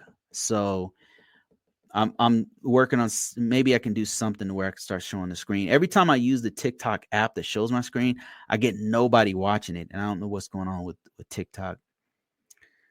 Let me see more questions here. It's been so hard for me to get an IT desk job. Yeah. It is hard to get that first job. That's been one of the most challenging questions I have is how do you get your foot in the door? How do you get your if this is your first time, how do you actually get your foot in the door? Um, and what I tell people is one of the things that you could do is what I did, which is to start where you are. I was an MP in the military when I went to computers, when I did help desk. And what did I do? I cross trained. So wherever you happen to be, they have an IT department. So whatever job you happen to be, if it's at a school, you're a teacher. If you're in a bank, if you're in a hospital, if you're wherever you happen to be, they almost always have an IT department. See if you can make a lateral change into that IT department, or at the very least, get experience. Go work on your off time. Do whatever you can to go get experience with that IT department that's there. Help them fix stuff. If there's a way for you to do that, then that's one thing that you can do. If you happen to have some kind of community service, like a lot of us have a third place we go where it's a local community service, whether it's one common one is church. If you happen to any kind of local community you do, and they have an IT, if they have a network, if they have a guest network, offer to help secure their network. What you're trying to do, whether you're a working student or internships or apprenticeships or whatever, or freelancer doing your own business and working, offering people service for cheap or for free or whatever. What you're trying to do is get experience on your resume so that you can level up. You're trying to take that first step. So when you land that interview, and you will land it, if you keep trying, if you don't quit, you will master this. You only fail if you quit. If you keep going and you get that that interview, they're going to ask you about your experience. So that's where you got to focus your energy. All right, let me see here.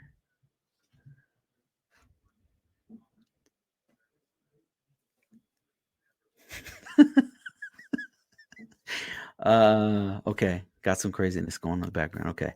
I have a security plus and a CISA. I just lack experience. Any advice? Yeah, so this will be the similar experience. And I think you asked me a question before. I thought you said you worked in compliance and risk.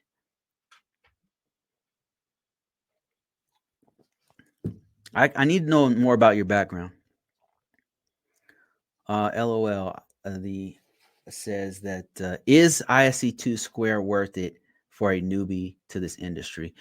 There's a certification that the ISC2 Squared has called CC, certified in compute and in cybersecurity, and I think that is worth your time.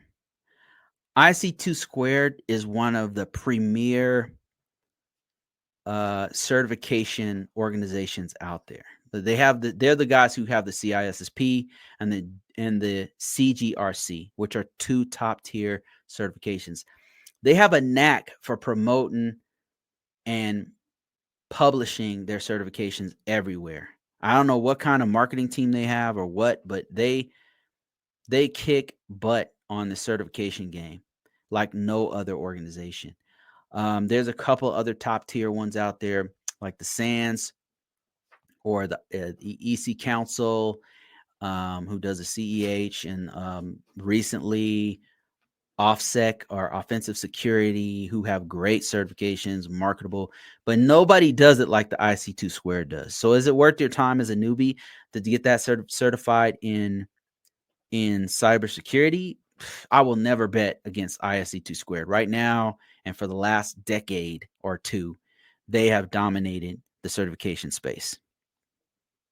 Any field they go into, they dominated. So even they even made a little bit of waves into the cloud space. They have a cloud certification, and even that one is up there, and that's saying something because the cloud space is they're going up against giants. They're going against Amazon and Google, and they still manage to pierce that market a little bit. They're not the top cloud certification, but that says a lot because literally AWS and Google are the top.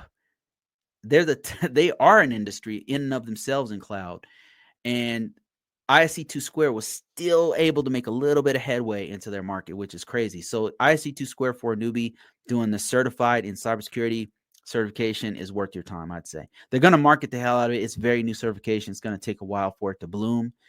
But yeah, it's a good entry level certification. Don't stop there. You're going to have to keep going and working at it. But that's a good one. Somebody's asking the question, do you think you need to go to the CompTIA A plus Network Plus before studying for the Security Plus? It depends. Like if you are already an IT professional, a help desk professional, you can just completely mind wipe CompTIA A plus and Network Plus from your vocabulary. You don't need it. You don't. But if you are new, if you're absolutely new to this and you don't even know the terms or concepts, you've never built a computer, you've never torn one apart, you've never put together a network, you know what an IP address is, but you kind of don't know what it is, then you don't know the terminology, probably you need to start from the beginning. And I get a lot of people who ask me these questions who are very, very new to this. And I recommend doing the CompTIA A plus because that was the first certification I did. And after I was done with it, it was like I understood a new language. It was like I got it. It was like a light bulb went off. And I was like, okay, now I get how all this works. Because the way that they lay out the common body of knowledge is very effective. And they tell you what you need to know, and you have to know some of the components within the system in order for it all to make sense. It goes pretty in detail. If you're new to technology, it's not an easy certification.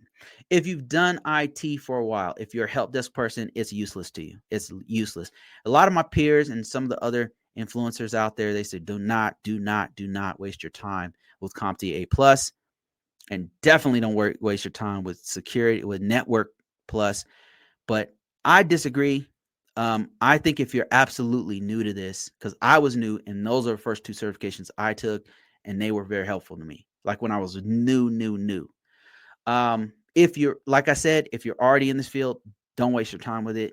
It's going to be all stuff you already know or don't need to know, and then go straight to Security Plus. Just my 2 cents on it. All right, I'm going to speed my way through these because I got to end this in about 20 minutes. Okay, let me see. What free frameworks can I take or programs to take? Wait, what free frameworks I can take or programs to take? YouTube has a bunch of free stuff on there. They've got free 10-hour free courses on Security Plus, 10-hour free courses on learning Java. You can learn just about anything for free on YouTube. Is it going to be the best quality? I mean, it's free. You know what I mean? It's free. For frameworks, all the frameworks are free. Like all you got to do is you just got to know where to look. That's not the hard part. The hard part is applying the information's out there for free, but the hard part is applying it into an organization. That's the hard part. But for the most part, all this information, you can get it. You just got to know what to type in, where to go, and then from there, what to put on your resume. How do I check if I have a security clearance? This is a good question. You said you said you were in the military, right? I can't remember if this is the person that said that they were in the military. So, the way that I checked my security clearance when I was fresh out of the military there was a number that I could call. I would reach back and I couldn't remember what the number was. I was like, damn, what's that number? They gave me a number to check to see if I have my security clearance, whatever. Call back to your old boss, your old supervisor, and then ask them. There's always a department that holds your security clearance and knows all the dates and everything. So call back to your old job, your supervisor, your manager, whoever, and then they will direct you, or your HR department. That's even better. HR department. Call back to your old HR department and ask them, hey, I'm looking for my security clearance information. You might call back to the base, your old unit, whatever. They will guide you to the place that has all that information. And then they'll give it to you. All right, let me see. I'm going to speed run through these. How valuable is a top secret clearance with a Security Plus? Extremely valuable, especially if you live in certain areas of the United States. One of those is the DMV area. That's DC, Maryland, Virginia. If you live in that area, you can get a job if you have a top secret clearance, with or without a Security Plus. Because it's very costly. Top secret clearance is hard to maintain and hard to get you. It's hard to get a new person, a security clearance, a top secret clearance. Another place that you can go besides DMV area is Colorado, because they have a lot of bases there and they have a lot of places that need people with a TS clearance. Another one will be Texas. There's a couple places in Texas, such as Plano, Texas, and Dallas, Fort Worth, and anywhere near the bases. California, Southern California has a whole bunch of top TS clearance jobs, and I'm sure I'm forgetting a couple, but those are like the top ones that come to mind. They're all over really, but those were like some of the hubs that you're going to go to that have the most TS, and that's going to be very valuable to have that TS clearance. You don't have to have it. Like I said in the beginning of this, you don't have to have it, but is it helpful? Hell yes, especially if you're new.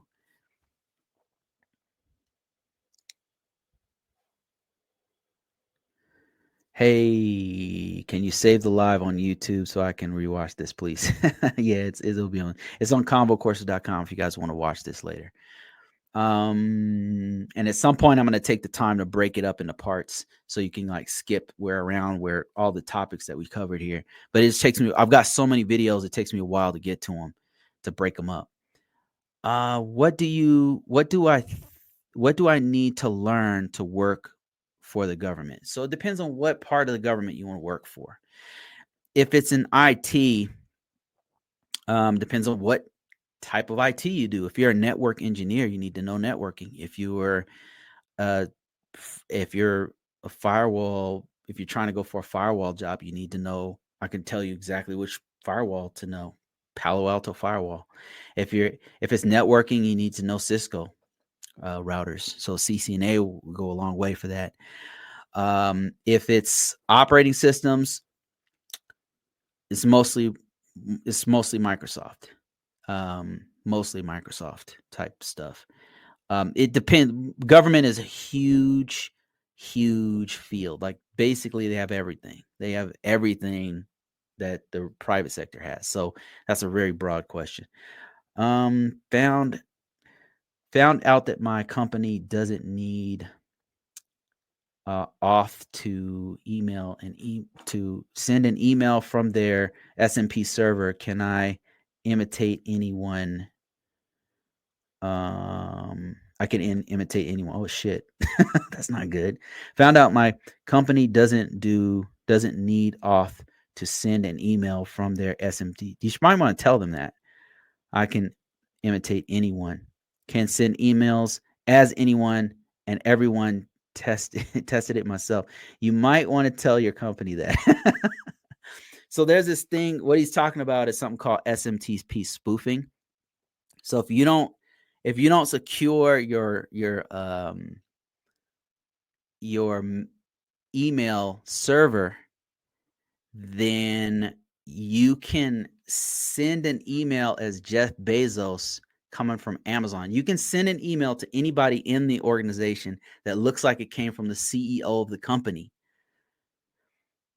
And it'll have, like, if you read the the name of it, it'll say, Jeff Bezos at Amazon.com. And you could send it to anyone, and then they'll get it and say, oh shit, this is from the CEO, and it'll say jeffbezos.com. But if you don't lock down so what you need to do, man, is you need to let them know that that's going on, because they need to secure that. Let me see here. That was a crazy night on this security operating center.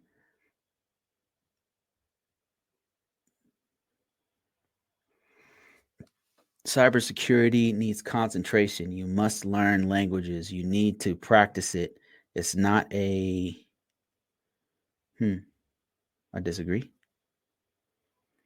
2+ years experience as a co-op degree and boot camp can't get a job. 2 years experience. It's your resume. It's your resume. For sure. It's either your resume or you're too picky, or some of both. If you just go to Google, type in ATS style resume. First of all, you need a specific kind of resume. It's called ATS style resume. I know exactly how to get you a job, but I mean, I just don't think I put this out for years and people just don't listen to me. That's why I don't even like talking about it, because I say it and people don't listen to me. But okay, here goes. In 1 minute or less, go to convocourses.com and look for my free resume. Download it. It'll give you an example of what an ATS style resume looks like. Go through that, get the wording down, put your experience in there. What you want to do is, for whatever field you're trying to get into, get the keywords on there. Now, that's the key. What are the keywords? If you go to LinkedIn and type in whatever field you're trying to get in, forensics, digital forensics, SOC analyst, GRC specialist, whatever it is, type it in there. Look at other people's resumes. Some people put their whole resume out there. They have the keywords. All the top 10 people, they have all the best keywords. It'll be in their job titles. It'll be inside of the wording. You want to copy what they're doing. Don't copy exactly what they're saying, but copy what they're doing. You guaranteed have a lot of the experience that they have. You just haven't put it on your resume or on your profile. Take those keywords, put those into your ATS style resume. Once you have an ATS style resume done and complete, use mine as an example or some of theirs, you want to upload that into the following places: monster.com, dice.com, LinkedIn, indeed.com, and 5 others. You want at least 10 different job aggregators to put the. Now, warning, when you do this, you are going to get spammed with all kinds of jobs. Now, not all of them are opportunities for you. There's about 3% of the stuff that comes in is going to be for you. The other ones, you're going to be interviewing them as much as they're interviewing. You're going to be weeding them out, because you will get contacted. Be warned, it will work. If you put this on 10 sites, you will get contacted, but not all of them are legit. Not all of them are in line with what you want to do. Then you got to get aggressive. Start applying for jobs. Like, start reading through. Make it your life. If you don't have a job, if you do not have a job, your job should be to do nothing but look for new jobs. Go through every single one of them. LinkedIn, Dice, all the ones that you put, and then start fishing, looking for jobs that you line up with that you can do. And then you got to make a sacrifice. If you want to get paid, you're going to have to move out of the city, out of the state, out of the country. That's what I did. If you do that, you will get paid. Now, not everybody wants to make that kind of sacrifice. Travel is another way you can do it. If you have a high level of travel, if you're able or willing to do 65% travel, you will get paid. It sucks, especially if you have kids. It absolutely sucks, but you'll get paid. You don't want to do none of that. You don't want to move. You don't want to travel. Then you're going to look for a local job that doesn't pay a lot, but what you're trying to do is get your foot in the door to either level up within that company or change companies like after 8 months to boost up your resume and then bounce. So those are the things you can do. It will work. If you do what I'm saying, it will work. It's not going to be, if you won't like it, it will suck, but it will work. What can I do to get a job? Okay, I just said that one. Do you code? I do not code. I make 130,000 a year. I do not code. I do not know how to code whatsoever. So when people say, "Oh, you have to know programming languages. You have to," no, not every job, not every cybersecurity job requires that you know Perl or PHP or Python. Is it great if you know that? Yeah, hell yeah. It would be great if I knew that. I don't know it. So it's not necessary for you to know. Every job, there's so many different jobs in cybersecurity and IT, and not all of them require you to code.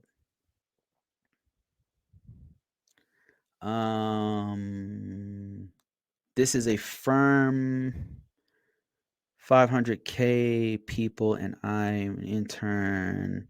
I wish I was lying, but I don't. But I don't know who to go to. Oh man, you gotta let them know, man. You gotta let them know. Who do you tell?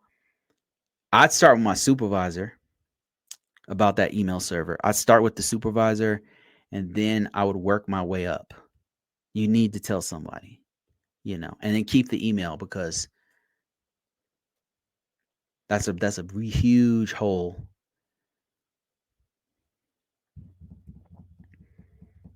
What job can you get with an A plus and Network Plus? If with no experience, you can't get no job with those two certifications. Um, you might be able. There's some jobs, but they're going to be much harder to find. There are some jobs that don't require a degree or experience, but they're hard. There are not many of them. They're going to be local and they don't pay a lot. They do exist, and there's not that many jobs that are looking for an A plus alone. If you have experience in A plus, it'll help you out a bit. I tell people to get the CompTIA A plus because it helps them to learn. That's why I tell them to do it. Is it marketable? I mean, kinda. Network Plus, not really. Not really marketable. I mean, I'm just being honest. I have one. I'm not trying to crap all over it, but it's not very marketable. It's great for learning. Like if you just want to learn some stuff, it's great for learning. Um, Going through questions fast as I can because I'm about to be out of here in a couple minutes. I have an A plus. Any advice on the next valuable cert that could help me to get into GRC? Security plus. I have a security plus. Any advice on the next valuable certification? If if you're ready, I would recommend a CISSP. If you're ready, if you have the experience, if you have the time. If not, another one to go for would probably be a specialization. Like you could, if you're interested in doing cloud, I would recommend doing a AWS certified cloud practitioner,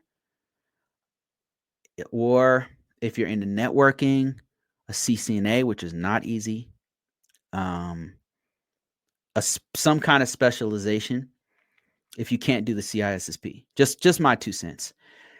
There is one called the CGRC, which is a GRC certification. I have it. That's another one you can do. Not super marketable. It's very niche. It's the only people who really know about it is the Department of Defense and federal government. That said, it's not bad. It's not a bad certification. It's very focused. It's one of the bigger GRC certifications out there. But CISSP or specialization is what I would recommend. But it depends on where you are. I don't know like where you're at, but any of one of the ones I just mentioned is going to get you paid. Let me see. CompTIA A plus jobs. Like I said, without experience, it's really good. CompTIA A plus is great for learning the material, but a job without experience, it's going to be difficult. That's why you should focus your energy on experience. All right. Let me see. Wow, got so many people. God, it's crazy. Oh man, this is wild. Okay, Larry said, would you take a Would you take a lower paying position to get your foot in the door and get experience? Then look to leave after about a year to level up. Yeah, it's a smart move to make. A lower paying position to get your foot in the door and then get experience. It's a really strategic move.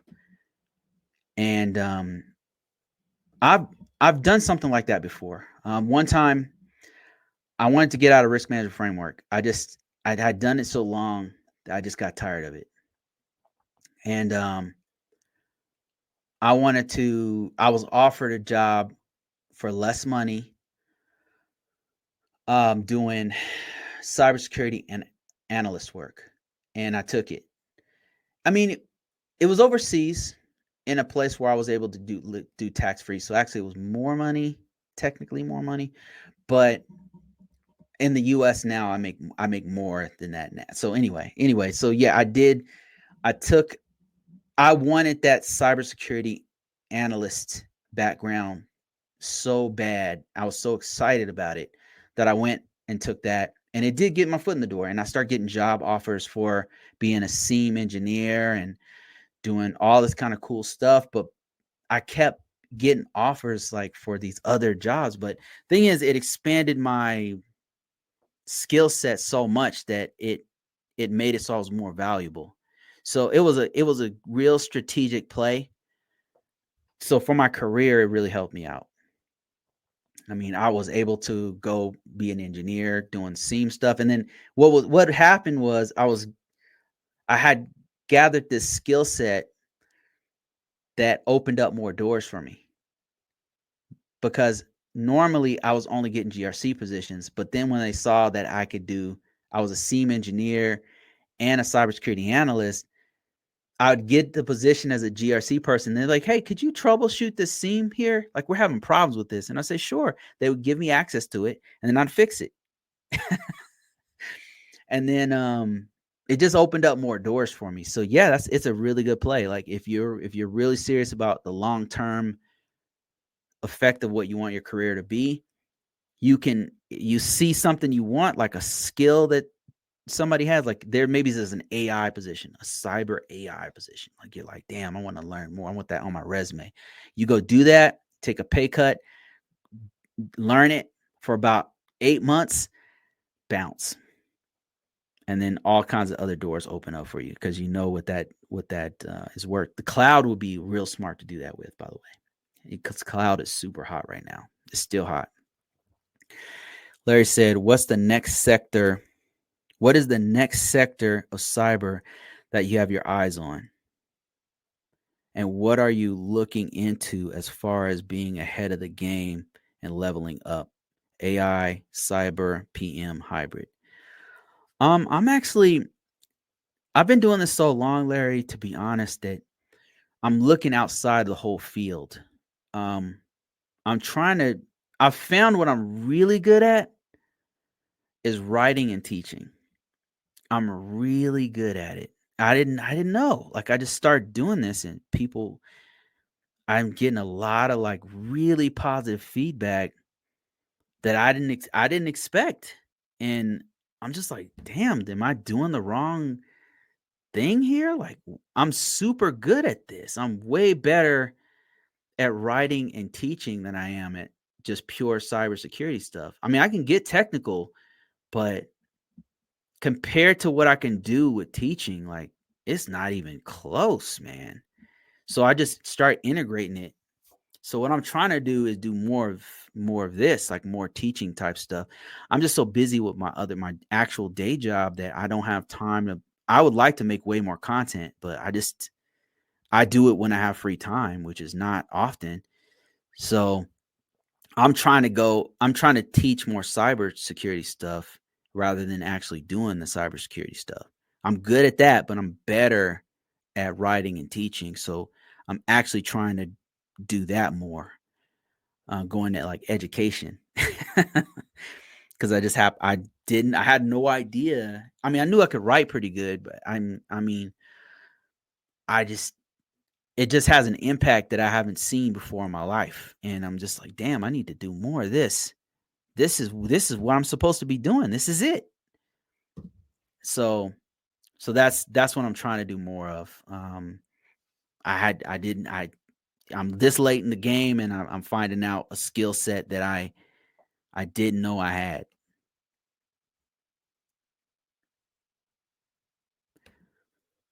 Um. All right. Yeah, we'll do. We'll do. Just might do that. Might hit you up for some project management stuff. That's not my background. So maybe I was thinking about doing something with that with you. Okay. I think that's it, guys. I've been doing this for 2 hours straight, and I need to get off of here. But I appreciate everybody who's been watching. I see your questions. I can't get to them right now. I will be on here next week. I start between 12 and 1 is when I started. So if the best way is just either follow my newsletter or just subscribe on YouTube or TikTok, and you'll see my lives pop up. So, all right, guys, thank you so much. I appreciate everything. I will talk to you really, really soon. And I'm out.